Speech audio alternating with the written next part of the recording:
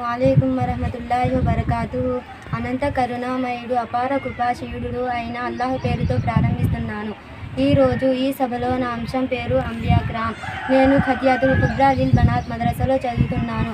ఔదు బిల్లాహి మినష్ షైతానిర్ రజీం. బిస్మిల్లాహిర్ రహ్మానిర్ రహీం. మూసా అలైహిస్సలాం. అల్లాహ్ వీరిని స్వయంగా మాట్లాడేవారు. అల్లాహ్ వీరికి 2 వరాలు ఇచ్చాడు. హజరత్ ఈసా అలైహిస్సలాం.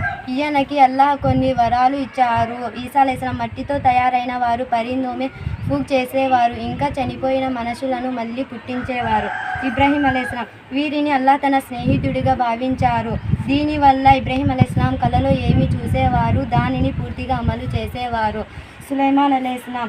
వీరి అల్లాహ్ ప్రపంచంలో బాదుషాయి స్వేచ్ఛగా ఉండేలా ప్రసాదించారు. అప్పుడు కూడా ప్రయాణం చేస్తున్నప్పుడు గాలిలో ప్రయాణం చేసేలా అల్లాహ్ వీరిని ప్రసాదించారు. అస్సలాము అలైకుం వరహమతుల్లాహి వబరకాతుహు.